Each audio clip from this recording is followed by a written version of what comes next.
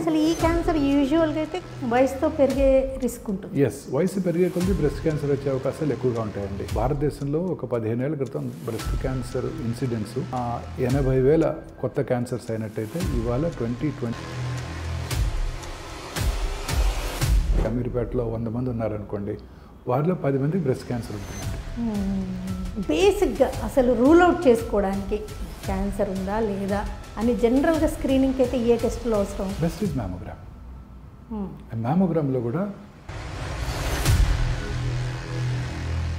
జనరల్గా breast cancer surgery తర్వాత కొన్ని సంవత్సరాల పాటు ఆ సైడ్ పడుకోవద్దని చెప్తాను.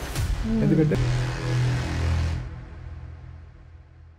ఇప్పుడు స్త్రీలను ఎక్కువగా భయపడుతున్న క్యాన్సర్ బ్రెస్ట్ క్యాన్సర్. రొమ్ము క్యాన్సర్ ఒక విధంగా చెప్పాలంటే సర్వైకల్ క్యాన్సర్, గర్భాశయ ముఖద్వార క్యాన్సర్ కంటే ఎక్కువగా ఉందనే చెప్పుకోవచ్చు. బ్రెస్ట్ క్యాన్సర్ అంటే లావుగా ఉన్న వాళ్ళలో, లేకపోతే హెవీ బ్రెస్ట్ ఉన్న వాళ్ళలోనే, లేకపోతే బాగా రిచ్ ఫ్యామిలీస్లోనే బ్రెస్ట్ క్యాన్సర్కి గురవుతుంది, లేకపోతే వయసు పైబడ్డ వాళ్ళే బ్రెస్ట్ క్యాన్సర్కి గురవుతారా అని అనుకుంటూ ఉంటారు. కానీ నవేడేస్ ఈ క్యాన్సర్ని ఉమెన్లో చాలా కామన్గా చూస్తున్నాం. అందుకని ఒమేగా హాస్పిటల్లో వన్ స్టాప్ బ్రెస్ట్ క్లినిక్ అని స్టార్ట్ చేశారు. మరి ఆ క్లినిక్ ప్రత్యేకతలు ఏంటి? అసలు రొమ్ములో ఎలాంటి మార్పులను అస్సలు నిర్లక్ష్యం చేయకూడదు. అసలు రొమ్ములో సాధారణమైన కణితులు ఏంటి, మరి క్యాన్సరస్ కణితులు ఎలా ఉంటాయి, వాటిని నిర్ధారించే పరీక్షలు ఏంటి, ట్రీట్మెంట్స్లో వచ్చిన అడ్వాన్సెస్ ఏంటి, ఇలాంటి వివరాలన్నీ క్లియర్గా అడిగి తెలుసుకుందాం Omega hospitals chief surgical oncologist doctor Chigurupati Mohan Vamsi గారిని అడిగి. నమస్తే సార్. నమస్తే అండి. ఒకప్పుడు అనుకునే వాళ్ళంటే అర్బన్ ఉమెనే అండ్ లావుగా ఉన్న వాళ్ళే బ్రెస్ట్ క్యాన్సర్ గురవుతారు, ఏజ్డ్ అనే. రిచ్ ఉమెన్ నిజమేనా? లేదండి, అన్ని వయసులో ఉన్న వాళ్ళలో కూడా బ్రెస్ట్ క్యాన్సర్ చూస్తాము. అన్ని ఎకనామిక్ గ్రూప్స్లో కూడా ఈ బ్రెస్ట్ క్యాన్సర్ చూస్తున్నామండి. అంటే గ్రామీణ ప్రాంతాల్లో కూడా బ్రెస్ట్ క్యాన్సర్ ఇన్సిడెన్స్ మీరు అన్నట్టు చాలా ర్యాపిడ్గా పెరిగిపోయిందండి. భారతదేశంలో ఒక 15 ఏళ్ల క్రితం బ్రెస్ట్ క్యాన్సర్ ఇన్సిడెన్స్ 80,000 కొత్త క్యాన్సర్స్ అయినట్టయితే ఇవాళ 2022లో 2,14,000. అండ్ ఇక నుంచి కూడా సంవత్సరానికి ఇంకొక 30-40 వేల కొత్త క్యాన్సర్స్ యాడ్ అవుతున్నాయని ICMR వారి అంచనా. సో ఇప్పుడు కామనెస్ట్ క్యాన్సర్ బ్రెస్ట్ క్యాన్సరే ఉమెన్లో. అంటే గర్భాశయ ముఖద్వార క్యాన్సర్ కన్నా 4 రెట్లు ఎక్కువగా చూస్తున్నాం బ్రెస్ట్ క్యాన్సర్ ఇన్సిడెన్స్. అన్ని రకాల ఏజ్ గ్రూప్స్లో, చిన్నపిల్లల్లో కూడా బ్రెస్ట్ క్యాన్సర్ చూస్తున్నాం. ఇన్ఫ్యాక్ట్ భారతదేశంలోనే అతి తక్కువ వయసులో కూడా బ్రెస్ట్ క్యాన్సర్ ఇన్సిడెన్స్ చాలా ర్యాపిడ్గా పెరుగుతోందండి. మీ ఎక్స్పీరియన్స్లో ఎంత చిన్న వయసు వాళ్ళలో చూసారండి? No, I had seen a 16-year-old girl with breast cancer. Oh my God, 16 years అండి. 16 ఏళ్ళ అమ్మాయికి బ్రెస్ట్ క్యాన్సర్ చూశాను. Can't believe. అంటే అసలు ఈ క్యాన్సర్ యూజువల్గా అయితే వయసుతో పెరిగే రిస్క్ ఉంటుంది. వయసు పెరిగే కొద్దీ బ్రెస్ట్ క్యాన్సర్ వచ్చే అవకాశాలు ఎక్కువగా ఉంటాయండి. ఇప్పుడు ఉదాహరణకి 80 ఏళ్ల వయసున్న స్త్రీలు ఒక ఏరియాలో, సే అమీర్పేటలో 100 మంది ఉన్నారనుకోండి, వారిలో 10 మందికి బ్రెస్ట్ క్యాన్సర్ ఉంటుందండి. 90 ఏళ్ల వయసున్న స్త్రీలు అమీర్పేటలోనే 100 మంది ఉన్నారనుకోండి, వారిలో 16 మందికి బ్రెస్ట్ క్యాన్సర్ ఉంటుంది. సో వయసు పెరిగే కొద్దీ బ్రెస్ట్ క్యాన్సర్ వచ్చే అవకాశాలు ఎక్కువగా ఉంటాయి. అలా అని చెప్పి చిన్న వయసులో రాదని కాదు, చిన్న వయసులో కూడా లంప్స్ వచ్చినప్పుడు మనం కేర్ఫుల్గా ఎవాల్యుయేట్ చేయాల్సి ఉంటుంది. అంటే మీరు ఇప్పుడు చెప్పిన పాయింట్ చాలా వరీసం అండి. 16 year old అంటే టీనేజ్లో కూడా బ్రెస్ట్ క్యాన్సర్ చూసారంటే ఆ అమ్మాయి లావుగా ఉందా, లేకపోతే ఫ్యామిలీ హిస్టరీ ఉందా, లేకపోతే బాగా కొంచెం ఏమీ లేవండి, ఏమీ లేవు. తల్లిగారికి కానీ వారి ఫ్యామిలీలో కానీ ఎవరికి బ్రెస్ట్ క్యాన్సర్ లేదు. ఓకే. అంటే గర్ల్స్ అందరూ ఉమెన్ అవ్వకముందే కేర్ఫుల్గా ఉండాల్సి ఉంటుంది. బట్ చిన్నపిల్లల్లో బ్రెస్ట్ క్యాన్సర్ వచ్చే అవకాశాలు చాలా తక్కువ. But we should not neglect any lump. ప్రతి లంప్ కూడా డాక్టర్ దగ్గరికి వెళ్ళి, వారి ఫ్యామిలీ ఫిజిషియన్, లేడీ డాక్టర్ దగ్గరికి వెళ్ళి పరీక్ష చేసుకుని క్యాన్సర్ కాదు అని నిర్ధారణ చేసుకోవాలి. ముఖ్యంగా 30 ఏళ్ళు పైబడిన వాళ్ళు మాత్రం క్యాన్సర్ కాదు అని తెలుసుకునే వరకు ఆ బ్రెస్ట్లో ఆ గడ్డ ఉంచుకోకూడదు కూడా. Correct me if I'm wrong అండి. చాలామంది అనుకుంటారు హెవీ బ్రెస్ట్ ఉంటే బ్రెస్ట్ క్యాన్సర్కి గురయ్యారు. అలానేమి లేదండి, ఎవరిలోనే కూడా బ్రెస్ట్ క్యాన్సర్ రావచ్చు. బ్రెస్ట్ సైజ్తో సంబంధమే లేదండి. బ్రెస్ట్ సైజ్తో సంబంధం లేదు, వయసుతో సంబంధం లేదు, ఎకనామికల్ గ్రూప్తో సంబంధం లేదు. కామన్గా ఒబేస్గా ఉన్న వాళ్ళలో అయితే కొంత ఎక్కువ అలానే లేదండి. బట్ మీరు అన్నట్టు obesity, diabetes, hyper tension, alcohol, smoking చేసే ఉమెన్లో బ్రెస్ట్ క్యాన్సర్ వచ్చే అవకాశాలు ఎక్కువగా ఉంటాయి. మీ ఎక్స్పీరియన్స్ తోటి అంటే ఇంతగా ఇన్సిడెంట్స్ పెరగడానికి ఏం రీజన్స్ ఉండొచ్చు అనిపిస్తుంది? అనేక రకాలైన కారణాలు ఉన్నాయండి. అర్బనైజేషను, వారు తీసుకునే డైటు, దురలవాట్లు స్త్రీలలో పెరిగిపోతున్నాయి. అర్బన్ ఏరియాస్లో విమెన్ లేట్గా మ్యారేజ్ చేసుకుంటున్నారు. ఎడ్యుకేషను, కెరియర్ మీద కాన్సన్ట్రేట్ చేస్తూ లేట్గా మ్యారేజ్ చేసుకున్నాక ఫస్ట్ చైల్డ్ కూడా లేట్గా పుడుతున్నారు. ఉదాహరణకి పెళ్ళైనా 26 ఏళ్ళకో 27 ఏళ్ళకో మళ్ళీ ఏమైనా ఎగ్జామ్స్, లేకపోతే జాబు, లేకపోతే ప్రమోషను, కెరియర్ ఆపర్చునిటీ మీద కాన్సన్ట్రేట్ చేస్తూ ప్రెగ్నెన్సీని పోస్ట్పోన్ చేస్తున్నారు. లేట్గా ఫస్ట్ చైల్డ్ పెడితే వాళ్ళలో రిస్క్ ఎక్కువ అండి. అంటే మీరు ఎప్పుడు చెప్తుంటారు ఈస్ట్రోజన్ హార్మోన్ ఎక్కువ కాలం శరీరంలో అట్లా ఉన్న రోజులు రిస్క్ ఎక్కువ, స్పైక్స్ అనమాట. ఇప్పుడు pregnancy will interrupt that oestrogen spike. ఇది ఒక హైపోథసిస్. ప్రతి మెన్స్ట్రల్ సైకిల్లోనూ ఒక ఈస్ట్రోజన్ స్పైక్ వస్తుందండి. సో 30 ఏళ్ళు దాటి వరకు కూడా ప్రెగ్నెన్సీ రాకపోతే ఆ స్పైక్ అన్ఇన్హిబిటెడ్గా వస్తూనే ఉంది. అర్లీగా మెనార్ష్ వస్తుంది, చక్కటి న్యూట్రిషన్ పిల్లలందరికీ కూడా. ఇప్పుడు 8-9 ఏళ్ళకే వాళ్ళు మెచ్యూర్ అవుతున్నారు. సో ఆ స్పైక్స్ అలానే వస్తున్నాయి. ఇంకోటి అండి, మీరు అంటే ఎర్లీగా మెనార్కి రీచ్ అవ్వడము అండ్ మెనోపాజ్ని మాత్రం ఎంత వీలైతే అంత పోస్ట్ పోన్ చేయాలని కూడా చూస్తుంటారండి ఉమెన్. అంటే ఈవెన్ 50s తర్వాత కూడా, అంటే 50s తర్వాత పీరియడ్స్ రావడం అనేది రిస్క్ అంటారు. దాంట్లో మేడం పోస్ట్ పోన్ చేసుకోవడానికి వాళ్ళ చేతుల్లో ఏముంది? అంటే హార్మోన్స్, కొంచెం ఈస్ట్రోజన్ రిచ్ ఫుడ్ తీసుకోవడం అలానే లేదు మేడం. మంచి న్యూట్రిషన్ తీసుకున్న వాళ్ళు పీరియడ్స్ ఎక్కువ కాలం వస్తుంటాయండి. అది వాళ్ళ చేతిలో ఏం లేదు అది, అంతే. బట్ మీరు అన్నట్టు ఎక్కువ కాలము ఈ మెన్స్ట్రల్ సైకిల్స్ కంటిన్యూ అయినట్టయితే, మెనార్ష్ ఎర్లీగా వచ్చి లేట్గా మెనోపాజ్ వచ్చినట్టయితే వాళ్ళలో బ్రెస్ట్ క్యాన్సర్ వచ్చే అవకాశాలు ఎక్కువగా ఉంటాయి. ఓకే. మరి ముఖ్యంగా ఒమేగా హాస్పిటల్లో రీసెంట్గా వన్ స్టాప్ బ్రెస్ట్ క్లినిక్ ఏంటండి, what does it mean? One stop breast clinic అంటే అన్ని రకాల బ్రెస్ట్ ప్రాబ్లమ్స్కి ఒక చోటనే సొల్యూషన్ ఇవ్వాలనేది మా ఉద్దేశం. ఉదాహరణకి రకరకాల బ్రెస్ట్ ప్రాబ్లమ్స్ వస్తుంటాయండి. చిన్నపిల్లల్లో బ్రెస్ట్ లంప్ రావటం, చిన్నపిల్లల్లో బ్రెస్ట్ సైజు అబ్నార్మల్గా పెరిగిపోవటం, నిప్పులు లేకుండా ఉండటం, నిప్పులు ఇన్వర్ట్ అవ్వటం, బ్రెస్ట్ సైజ్ ఒక సైడ్ అసమానతలు ఉండటం, అంటే ఒక సైడ్ పెద్దగా ఉండటం, ఒక సైడ్ చిన్నగా ఉండటం. అలాగే breast pain very common problem. Nipple discharge, ఇది కూడా చాలా కామన్గా చూస్తుంటాం. చాలామంది ఇమీడియట్గా వరీ అయిపోతుంటారు, ఎక్కడికి వెళ్ళాలి, ఎవరి దగ్గరికి వెళ్ళాలి, లేడీ గైనకాలజిస్ట్ దగ్గరికి వెళ్ళాలా, లేడీ సర్జన్ దగ్గరికి వెళ్ళాలా. సో ఇలా అలాగే బ్రెస్ట్ పెయిన్తో పాటు బ్రెస్ట్ లంప్, సంకలో లంపు, సూపరాక్లావిక్యులర్ నెక్ ఏరియాలో లంప్ రావటం, ఇవన్నీ కూడా చాలా కామన్ ప్రాబ్లమ్స్ చూస్తున్నాం స్త్రీలలో. రాగానే స్త్రీలు వరీ అయిపోతారు. సిగ్గు, సహజమైన సిగ్గు మన భారత స్త్రీలకి వెళ్ళి చూపించుకోవడానికి, చెప్పుకోవడానికి కూడా సిగ్గు. ఫ్యామిలీ మెంబర్స్ కొడుకు చెప్పుకోలేరు, కూతురుంటే చెప్పుకోవచ్చు. సో ఇలా అనేక రకరకాల ప్రాబ్లమ్స్తో మన స్త్రీలు సతమతం అవుతున్నారు. సో వీళ్ళందరికీ ఒకే చోట ఒక lady breast surgeon, lady surgical oncologist, తర్వాత లేడీ ప్లాస్టిక్ సర్జను, ఒక మంచి experienced nurses, trained nursing staff, preferably only lady physiotherapist అందరూ ఒక చోట కనుక ఉన్నట్టయితే ఎక్సలెంట్గా వాళ్ళందరికీ ఒక టీమ్ అప్రోచ్ ద్వారా ట్రీట్మెంట్ ఇవ్వడానికి అవకాశం ఉంటుంది. వీళ్ళతో పాటు lady medical oncologist, lady radiation oncologist, వీళ్ళందరికీ కన్వీనియంట్గా ఉంటుంది. వాళ్ళకి భారత స్త్రీలందరూ కూడా ఇది చాలా కంఫర్టబుల్గా ఉంటుంది. సో ఎక్స్పీరియన్స్డ్ టీమ్ అంతా కూడా బిల్డ్ చేసామండి. ఈ టీం అంతా కూడా వీళ్ళ ప్రాబ్లమ్స్ అన్నింటినీ కూడా అడ్రస్ చేస్తారు.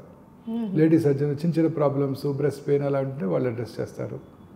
అలాగే అన్ని రకాల ప్రాబ్లమ్స్ ట్యాకిల్ చేయడానికి ఒక టీం ఉంటుందన్నమాట. ఓకే. జనరల్గా కనిపించే చిన్న లంపు దగ్గర వచ్చే డౌట్ దగ్గర నుంచి క్యాన్సర్ అయితే, సర్జరీ అయితే, ఆంకోప్లాస్టిక్ సర్జరీస్ అట్లాంటివి కూడా చేయగలిగే టీం ఉంది. అండర్ వన్ రూఫ్ టీం ఉంటుంది. ఓకే. ఇది చాలా మంది ఉమెన్కి చాలా కన్వీనియంట్ అండి. ఎలాంటి సంకోచం లేకుండా రాగలరు. అన్ని రకాల investigations. It's just not mammography alone. Digital mammography, 3D digital mammography అంటే టోమోసింథసిస్.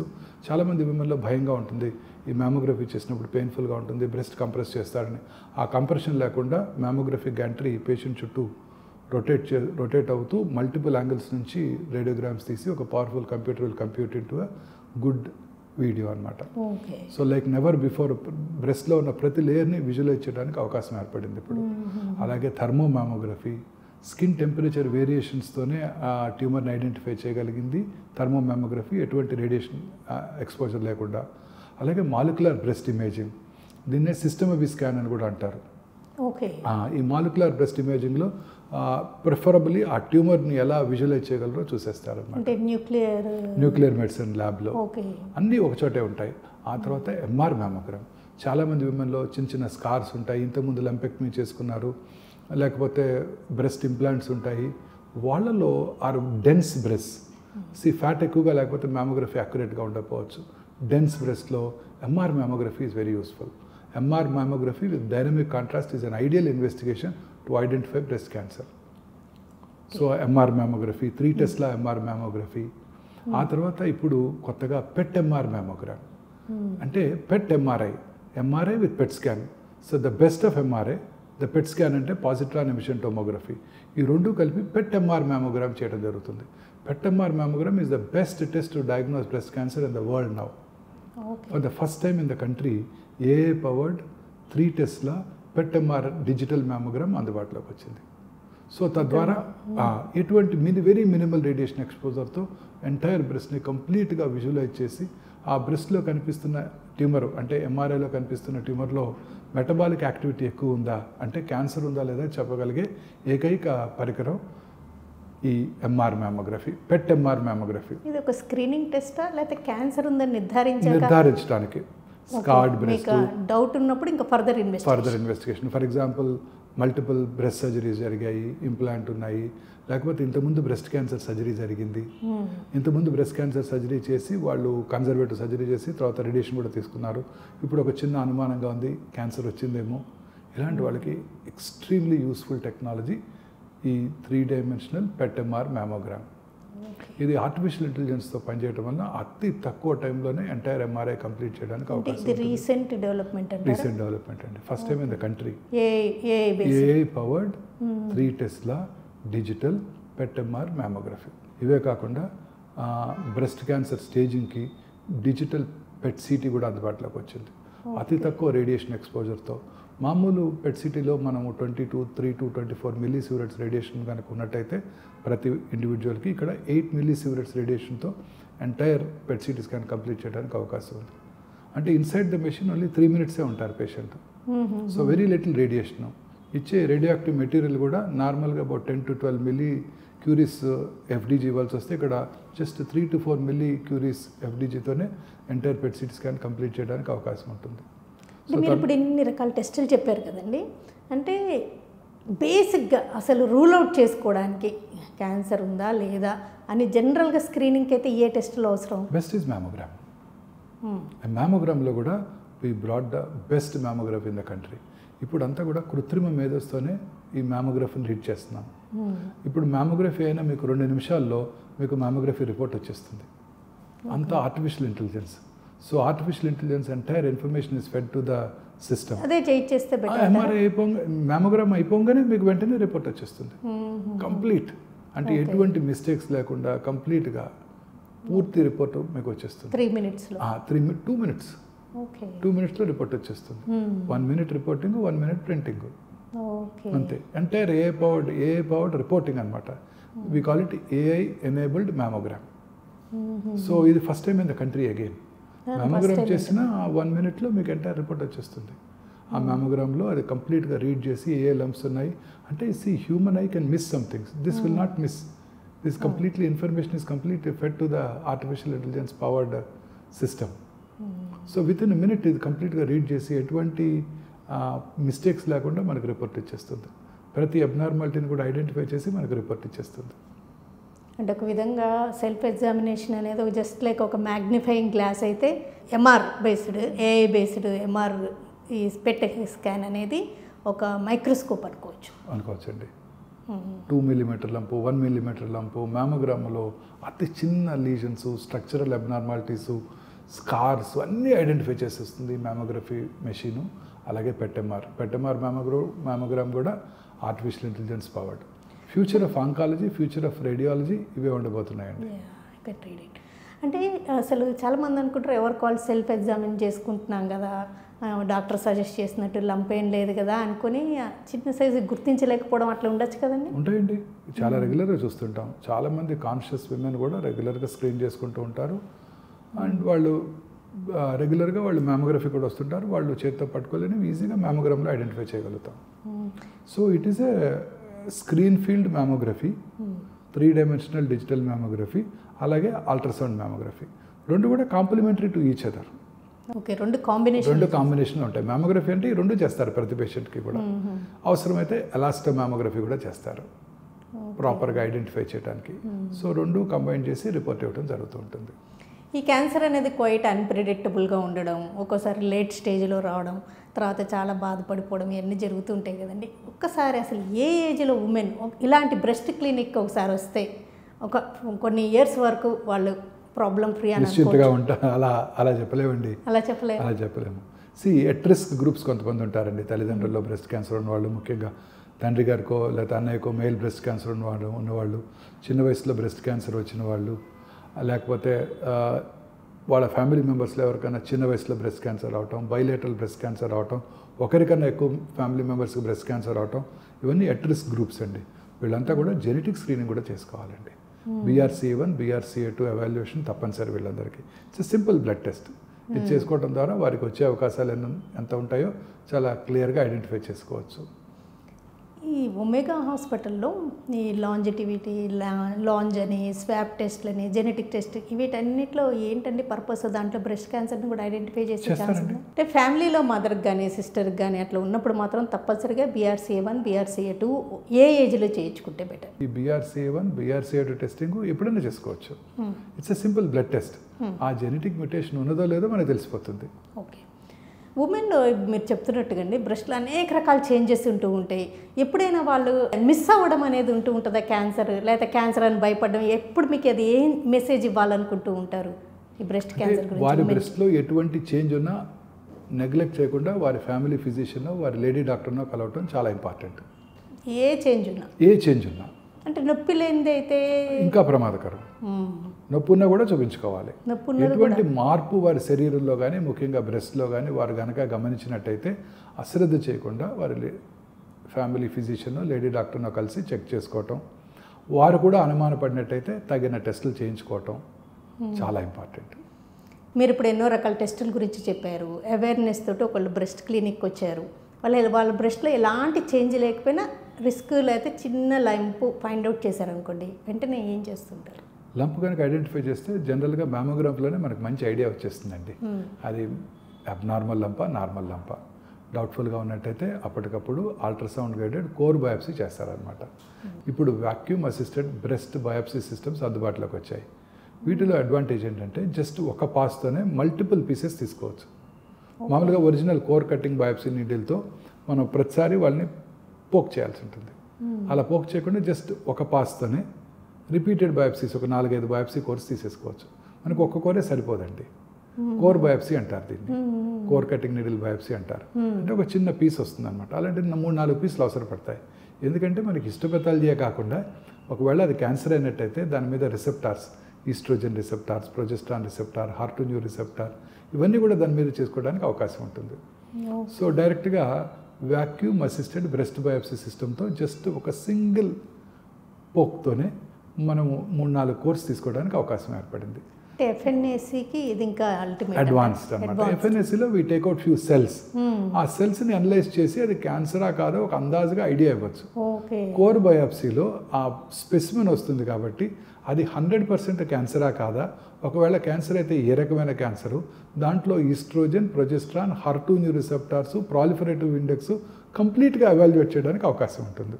ఓకే. అంటే ఈ టెస్ట్ తోటి వాళ్ళకి stage and type of the cancer కూడా ఖచ్చితంగా తెలిసిపోతుంది. స్టేజింగ్ ఏమో మనం PET CT స్కాన్ చేసుకోవాల్సి ఉంటుంది. ఓకే. నిర్ధారించే పరీక్షల్లోనే ఇన్ని రకాల అడ్వాన్సెస్.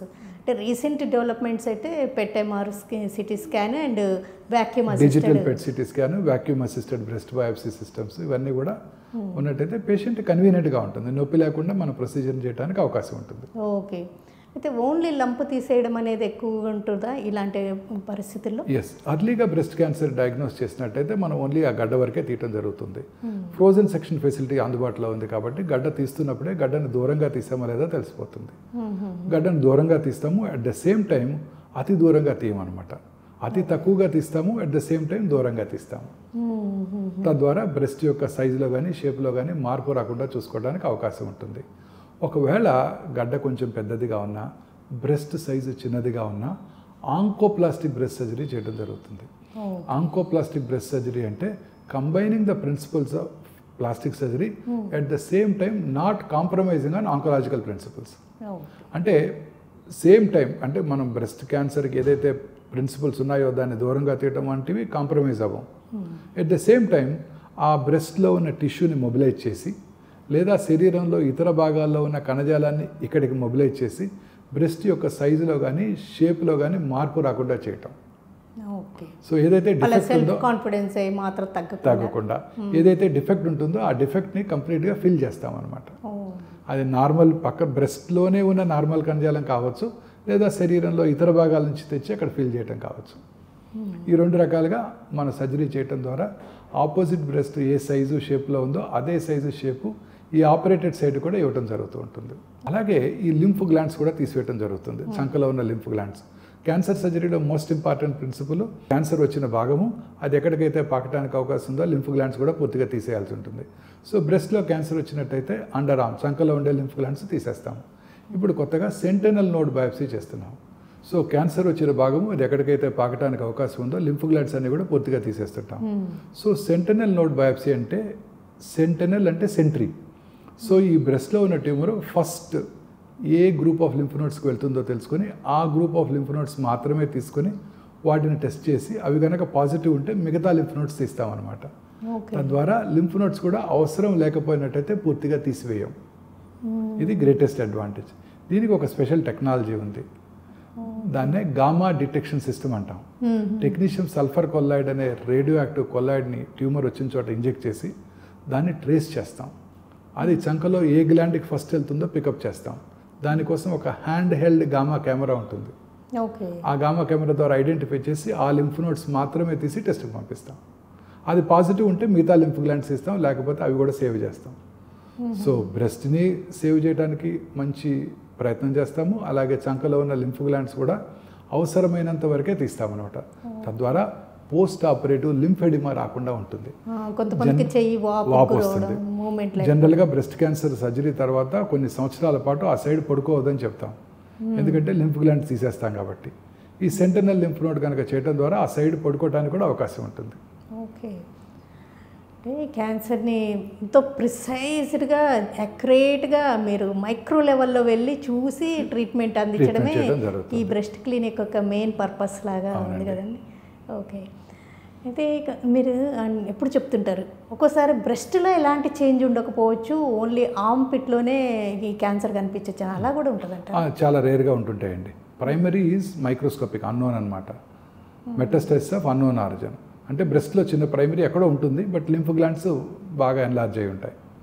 సో వాటికి కూడా ట్రీట్మెంట్ చేస్తాము. అప్పుడు ఎంటైర్ బ్రెస్ట్ కూడా రేడియేషన్ కానీ సర్జరీ కానీ చేయడం జరుగుతూ ఉంటుంది. అంటే లంప్ లాగా తగులుతుంది అంటారా ఆర్మ్ పిట్లో లంప్ లాగా తగులుతుందండి. ఓకే. ఎవరైనా ఇలాగా అవేర్నెస్ తోటి ఈ బ్రెస్ట్ క్లినిక్ వచ్చారు, అన్ని తరోగా ఎలాంటి చిన్న చేంజ్ ఉన్నా చెకప్ చేయించుకున్నారు, వాళ్ళు ఇంకే ఒక 1 year దాకా బ్రేక్ తీసుకుని మళ్ళీ చేయించుకోవచ్చా చెకప్స్? ఎస్. జనరల్గా బ్రెస్ట్ క్యాన్సర్ పేషెంట్స్కి సర్జరీ తర్వాత most of them adjuvant treatment కూడా అవసరపడుతుంది.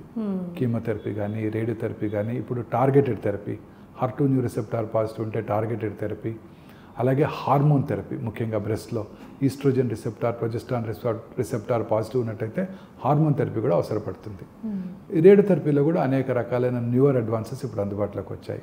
అందులో ముఖ్యమైనది సైబర్ నైఫ్ చికిత్స, అంటే యాక్సిలరేటెడ్ పార్షియల్ బ్రెస్ట్ ఇరేడియేషన్ అంటారు. అంటే ట్యూమర్ ఎక్కడైతే ఉందో దాని వరకే ఫోకస్ చేసి రేడియేషన్ ఇస్తుంది అనమాట. మామూలుగా రేడియేషన్ 15 నుంచి 25 రోజులు ఇస్తుంటారు. ఇక్కడ 3 నుంచి 4 రోజుల్లో రేడియేషన్ కంప్లీట్ చేయడానికి అవకాశం ఉంటుంది, ఎటువంటి సైడ్ ఎఫెక్ట్స్ లేకుండా అవుట్ పేషెంట్ చికిత్సా విధానం ద్వారా. సైబర్ నైఫ్ బ్రెస్ట్ క్యాన్సర్ ట్రీట్మెంట్లో నిర్ధారించే పరీక్షల్లో ఇన్ని రకాలు ఉన్నాయి, ఎందుకంటే బ్రెస్ట్ క్యాన్సర్ కూడా ఎన్నో టైప్స్ కదా. అవునండి. దీన్ని స్టీరియోటాక్టిక్ రేడియో సర్జరీ అని కూడా అంటారు. ఈ స్టీరియోటాక్టిక్ రేడియో సర్జరీ ద్వారా మనం దీన్ని ప్రిసైజ్గా రేడియేషన్ అక్కడే టార్గెట్ చేయడం జరుగుతుంది. ఇప్పుడు కొత్తగా ఆర్టిఫిషియల్ ఇంటెలిజెన్స్ పవర్డ్ రేడియేషన్ కూడా అందుబాటులోకి వచ్చింది. కృత్రిమ మేధస్తో ఏ రోజుకు ఆ రోజు ట్యూమర్ ఉన్న భాగాన్ని చూస్తూ రేడియేషన్ ఇచ్చే పరికరం అనమాట. పక్కన ఉన్న నార్మల్ కణజాలం మీద, ఉదాహరణకి లెఫ్ట్ బ్రెస్ట్ ఇరేడియేట్ చేస్తున్నప్పుడు వెనకాల హార్ట్ ఉంటుంది, దాని మీద కూడా రేడియేషన్ పడకుండా ప్రిఫరెన్షియల్గా బ్రెస్ట్లో ఉన్న ట్యూమర్ లొకేషన్లోనే ఇస్తూ, లేదా ఇంటాక్ట్ బ్రెస్ట్ ఇరేడియేషన్ ఇస్తూ పక్కన ఉన్న కణజాలం మీద రేడియేషన్ పడకుండా చేసే టెక్నాలజీ అందుబాటులోకి వచ్చింది. దీంతోపాటు సర్ఫేస్ గైడెడ్ రేడియోథెరపీ అందుబాటులోకి వచ్చింది. అంటే జనరల్గా పేషెంట్స్కి పెద్ద పెద్ద మౌల్డ్స్ పెట్టి వాళ్ళని ఇమ్మొబిలైజ్ చేయాలి, ఎందుకంటే during the course of radiation వాళ్ళు 1 మిల్లీమీటర్ కదిలిన రేడియేషన్ గతి తప్పుతుంది. ఆ రేడియేషన్ ఇవ్వాల్సిన చోట కాకుండా పక్కన ఎక్కడో పడుతుంది. ఈ సర్ఫేస్ గైడెడ్ రేడియేషన్లో రేడియేషన్ డెలివరీ చేసే మెషిన్ ప్రిసైజ్గా చూస్తూ రేడియేషన్ డెలివరీ చేస్తుంది. ఒకవేళ ఏదైనా మూమెంట్ ఉన్నట్టయితే మెషిన్ ఆగిపోతుంది. ఆటోమేటిక్గా. అంటే వాళ్ళ శ్వాస తీసుకునే దాన్ని బట్టి దాన్ని కూడా రెస్పిరేటరీ గేటింగ్ కూడా ఉంటుంది. ఒక మిల్లీమీటర్లో 100 వంతు కదిలినా మెషిన్ ఆగిపోతుంది. సో అలా ప్రిసైజ్గా ఇచ్చే technology, artificial intelligence powered radiotherapy, అలాగే ఎస్జిఆర్టీ అన్నీ కూడా అందుబాటులోకి వచ్చాయి. వీటి ద్వారా రేడియేషన్ వల్ల ఎటువంటి సైడ్ ఎఫెక్ట్స్ లేకుండా రేడియేషన్ ఇవ్వగలుగుతున్నాం. బ్రెస్ట్ యొక్క స్కిన్ కలర్లో కానీ, బ్రెస్ట్ యొక్క టెక్స్చర్లో కానీ మార్పు రాకుండా రేడియేషన్ డెలివరీ చేయగలిగిన ఈ 2 ఫెసిలిటీస్ ఇప్పుడు అందుబాటులోకి వచ్చాయి first time in the Hyderabad. దీనివల్ల బ్రెస్ట్ క్యాన్సర్కి కార్డియాక్ టాక్సిసిటీ అంటారు, అన్నీ కూడా పూర్తిగా తగ్గించేయచ్చు అండి. ఆ తర్వాత హార్మోన్ థెరపీలు, టార్గెటెడ్ థెరపీలు అన్నీ ఇవ్వడానికి స్పెషలిస్ట్ మెడికల్ ఆంకాలజిస్ట్ కూడా ఇప్పుడు అందుబాటులో ఉన్నారు. ఓకే, నిర్ధారించే పరీక్షల్లో వచ్చిన లేటెస్ట్ డెవలప్మెంట్స్ అండ్ ట్రీట్మెంట్స్లో వచ్చిన లేటెస్ట్ అడ్వాన్సెస్ రేడియోథెరపీలో కానీ, సర్జరీలో కానీ, ఇంకా కీమోథెరపీలో ఎట్లాగో మెడిసిన్స్ అడ్వాన్స్డ్ ఉన్నాయి. తర్వాత రీహాబిలిటేషన్ ఎలా ఉంటుంది అంటారు? Generally post mastectomy rehabilitation patients అందరికీ గైడెన్స్ ఇవ్వడానికి ఎక్స్పీరియన్స్డ్ లేడీ ఫిజియోథెరపిస్ట్ అందుబాటులో ఉన్నారు. అలాగే వాళ్ళు ఎక్సర్సైజ్ చేయటం, ఆర్మ్ మూమెంట్స్ తగ్గకుండా రొటేటరీ ఎక్సర్సైజ్ చేయించడం అన్నీ కూడా చేయించడం జరుగుతూ ఉంటుంది. ఎక్స్పర్ట్ డైటీషియన్స్ వాళ్ళకి డైటరీ అడ్వైజ్ అని ఇవ్వడం జరుగుతుంది. వాళ్ళందరికీ కూడా రెగ్యులర్గా ఈ పేషెంట్స్ అందరికీ ఫాలోఅప్ అవసరం. సో ఫాలోఅప్ క్లినిక్లో వాళ్ళకి వచ్చిన క్యాన్సర్ స్టేజ్ని బట్టి, తీసుకున్న ట్రీట్మెంట్ బట్టి ఫాలోఅప్ టెస్ట్లు కూడా రెగ్యులర్గా చేయించుకోవాల్సి ఉంటుంది. జనరల్గా 3 నెలలకు ఒకసారి 1 year పాటు, 6 నెలలకు ఒకసారి ఇంకో 4 సంవత్సరాల పాటు. తర్వాత కొన్ని రకాల బోన్ స్ట్రెంథనింగ్ ఇంజెక్షన్స్ కూడా వీళ్ళకి ఇవ్వడం జరుగుతూ ఉంటుంది. కొన్నిసార్లు లింఫెడిమా డెవలప్ అయినప్పుడు లింఫెడిమా క్లినిక్ కూడా సపరేట్గా ఉంది. లింఫెడిమా పేషెంట్స్ని ఆ లింఫెడిమా పెరగకుండా అలాగే తగ్గడానికి చేసే మెజర్స్ ఏమి ఉంటాయో ఆ లింఫెడిమా పంప్స్ కూడా అందుబాటులో ఉన్నాయి. వాటి ద్వారా లింఫెడిమాని కంట్రోల్ చేయడానికి కూడా అవకాశం ఉంటుంది. ఓకే, ఇంత ఫిజియోథెరపీ రీహాబిలిటేషన్ రోల్ చాలా ఉంటుంది, ఫాలోఅప్ కేర్ కూడా చాలా ఎక్కువ. ఇదంతా ఒక బ్రెస్ట్ క్లినిక్ టీమ్ ఆఫ్ డాక్టర్స్తో టచ్లో ఉంటే it's like a journey. Cancer treatment అంటేనే ఇంకా life long journey. Okay, breast cancer యూజువల్గా చూస్తే రికరెన్స్ ఎక్కువగానే ఉంటుందండి, టైప్ని బట్టి ఉంటుంది. Depending on the type of breast cancer. జనరల్గా ట్రిపుల్ నెగిటివ్ బ్రెస్ట్ క్యాన్సర్స్లోను, oestrogen receptor, progesterone receptor negative breast క్యాన్సర్స్లోను, అలాగే HER2 రిసెప్టార్ పాజిటివ్ బ్రెస్ట్ క్యాన్సర్స్లోను, ప్రాలిఫరేటివ్ ఇండెక్స్ KI67 అంటారు, అవి ఎక్కువగా ఉన్న వాళ్ళలో కూడా క్యాన్సర్ తిరిగి వచ్చే అవకాశాలు ఎక్కువగా ఉంటాయి. సో ట్యూమర్ యొక్క స్టేజ్ని బట్టి, ట్యూమర్ యొక్క టైప్ని బట్టి, ట్యూమర్ ఎలా బిహేవ్ చేస్తుందని ఒక ఐడియాతో ట్రీట్ చేసిన ఆంకాలజిస్ట్ ఫాలోఅప్ షెడ్యూల్ నిర్ణయిస్తారు. దాన్ని బట్టి రెగ్యులర్గా ఏమీ సిమ్టమ్స్ లేకపోయినా వారు ఫాలోఅప్కి వచ్చి టెస్ట్ చేయించుకోవడం ద్వారా క్యాన్సర్ రావడాన్ని ముందుగా పసిగట్టినట్టయితే ఆ తిరిగి వచ్చిన క్యాన్సర్ కూడా క్యూర్ చేయడానికి అవకాశం ఉంటుంది. ఓకే, ఈ బ్రెస్ట్ క్యాన్సర్ పట్ల ఇన్ జనరల్గా అందరికీ ఉండాల్సిన అవేర్నెస్ గురించి ఒక మెసేజ్ లాగా ఏమన్నా చెప్పగలరా? బ్రెస్ట్ క్యాన్సర్ అనేది అర్లీగా గుర్తించినట్టయితే ఖచ్చితంగా క్యూర్ అవుతుందండి. చాలామంది స్త్రీల్లో ఇది మనకు రాదు అన్న ఒక ఫీలింగ్ ఉంటుంది. అలా కాకుండా ఎవరికిగా వారు రెగ్యులర్గా వారి యొక్క బ్రెస్ట్ మీద అవేర్నెస్ పెంచుకుంటూ, రెగ్యులర్గా వారికిగా వారు నెలకు ఒకసారి పరీక్ష చేసుకుంటూ, preferably A week after their periods రెగ్యులర్గా చెక్ చేసుకుంటూ, రైట్ బ్రెస్ట్ని లెఫ్ట్ హ్యాండ్తోనూ, లెఫ్ట్ బ్రెస్ట్ని రైట్ హ్యాండ్తోనూ ముందుగా స్నానం చేస్తున్నప్పుడు కూర్చొని సోప్ రాసుకున్నాకైతే లంప్స్ చాలా ఈజీగా ఫీల్ అవ్వచ్చు.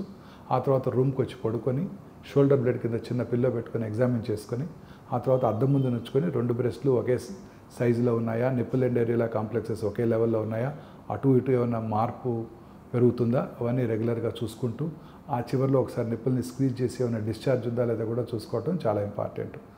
క్యాన్సర్ అనేది అర్లీగా గుర్తించేటట్టయితే ఖచ్చితంగా క్యూర్ చేయడానికి అవకాశం ఉంటుంది. అండ్ వీలైనంత వరకు లేట్ ఏజ్ మ్యారేజెస్, లేట్గా పిల్లల్ని కనడం ఇలాంటివి అవాయిడ్ చేయడం కూడా మంచిదని చెప్తారా? డెఫినెట్గా వీలైనంత వరకు అర్లీగా మ్యారేజ్ చేసుకోవటం. ఎర్లీగా అంటే 30 సంవత్సరాలకు ముందే ఫస్ట్ చైల్డ్ కనుక పుట్టినట్టయితే వాళ్ళకి బ్రెస్ట్ క్యాన్సర్ వచ్చే అవకాశాలు తక్కువగా ఉంటాయి. ఓకే, అండ్ నౌడేస్ ఈ ఫెర్టిలిటీ రేటు కూడా బాగా తగ్గిందండి. ఫెర్టిలిటీ ట్రీట్మెంట్స్ కూడా చాలా ఎక్కువగా తీసుకుంటున్నారు కదా, దానివల్ల కూడా క్యాన్సర్ ముప్పు ఉందంటారు, దాని గురించి? డెఫినెట్గా అండి. ఫెర్టిలిటీ ట్రీట్మెంట్ తీసుకున్న వాళ్ళలో, ఇన్విట్రో ఫెర్టిలైజేషన్ ట్రీట్మెంట్ తీసుకున్న వాళ్ళలోనూ రకరకాల హార్మోన్స్ వాడుతుంటారు, ఓవరీని స్టిమ్యులేట్ చేస్తుంటారు. వాళ్ళలో బ్రెస్ట్ క్యాన్సరు అలాగే యూట్రైన్ క్యాన్సరు వచ్చే అవకాశాలు ఎక్కువగా ఉంటాయి. ఓకే, లాస్ట్కి ఒక్క పాయింట్ అండి. Modern women, okay we're very happy, women అన్ని ఫీల్డ్స్లో ఉన్నారు. అట్ ద సేమ్ టైం మీరు ఎప్పుడు చెప్తుంటారు స్మోకింగ్ రేట్ పెరిగింది అండ్ ఆల్కహాల్, సోషల్ డ్రింకింగ్ ఇవన్నీ పెరిగింది. వీటి వల్ల ఎలాంటి ఎఫెక్ట్ ఉంటుంది? అదేమన్నా బ్రెస్ట్ క్యాన్సర్కి లీడ్ చేసే రిస్క్? ఖచ్చితంగానండి. అందరూ కూడా స్మోకింగ్ చేసే స్త్రీల్లోనూ, ఆల్కహాల్ తాగే స్త్రీల్లోనూ, డయాబెటీస్, హైపర్ టెన్షను, ఒబేసిటీ ఉన్న స్త్రీల్లో కూడా ఈ బ్రెస్ట్ క్యాన్సర్ వచ్చే అవకాశాలు ఖచ్చితంగా ఎక్కువగా ఉంటాయి. ఓకేనండి డాక్టర్ మోహన్ వంశీ గారు, breast clinic one stop solution లాగా బ్రెస్ట్లో ఎలాంటి మార్పు ఉన్నా the best clinic breast clinic omega హాస్పిటల్లో ఫస్ట్ ఆఫ్ ఇట్స్ కైండ్గా మీరు స్థాపించి దానిలో లేటెస్ట్ ట్రీట్మెంట్స్తో పాటు అసలు ముందు నిర్ధారించే పరీక్షల్లో కూడా ఏఐ బేస్డ్ పెట్టి స్కాన్స్ అండ్ ట్రీట్మెంట్స్లో కూడా లేటెస్ట్ డెవలప్మెంట్ సర్జరీ కానీ రేడియేషన్ థెరపీ కానీ ఇవన్నీ కూడా ఏఐ బేస్డ్గా లేటెస్ట్ ట్రీట్మెంట్స్ అందించడం అండ్ బ్రెస్ట్ క్యాన్సర్ పట్ల ప్రతి స్త్రీకి ఎలాంటి అవగాహన ఉండాలి, ఎలాంటి మార్పుని అసలు నెగ్లెక్ట్ చేయకూడదు, ఏ వయసు నుంచే జాగ్రత్తగా ఉండాలి, ఇలాంటి వివరాలన్నీ అందించినందుకు థ్యాంక్స్ లాట్. థ్యాంక్స్.